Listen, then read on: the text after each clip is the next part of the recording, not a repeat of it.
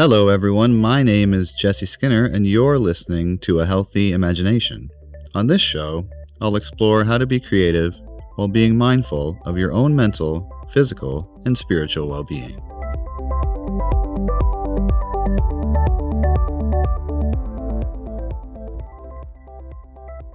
You're listening to A Healthy Imagination with me, Jessie Skinner.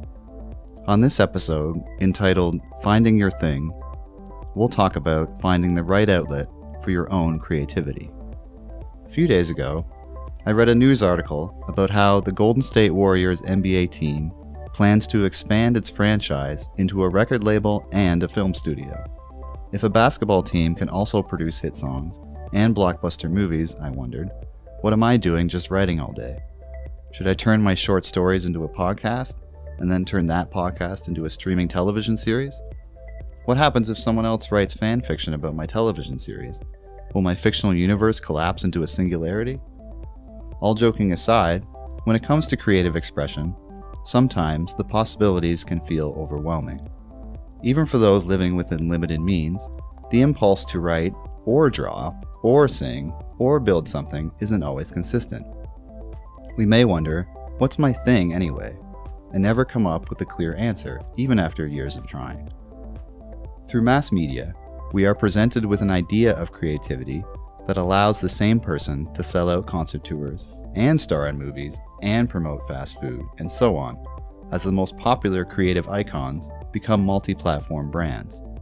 You may have heard the term intellectual property in the context of your favorite book or TV show.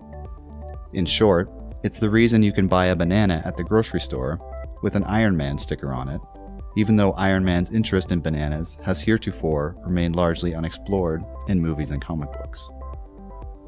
How does the average person even begin to contend with this monolithic conception of art that surrounds us?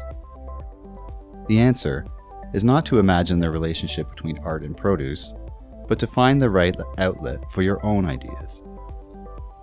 And when we think we found our thing, there may be an impulse to make it into something else, to turn an interest in gardening into a business, for example, or a short story into a series of novels, before that thing has had a chance to be itself.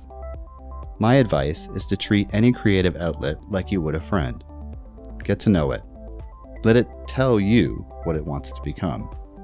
A sketch into a mural, a dish into a 3-course meal, or a hobby into a career. Your work is on a journey just like you are. These days, everyone is turning experience into content. This can cause us to forget the simple joys of our creative outlets. Step back and think about the basic output of your creativity. Put aside its presentation. Imagine the photos you'll take before the Instagram account you'll use to show them off. Remember what it's like to feel a musical instrument in your hands. How that tactile feeling must be powerful enough on its own to inspire so many musicians to transform it into sound. The key to love, I believe, is to appreciate something for what it is, and that is as true of creative work as anything else. Be patient and take the time to discover what you love among the many other things that you like. A question or two to ponder for the end of this episode. What is the most important creative pursuit to you? How did it become such an important part of your own life?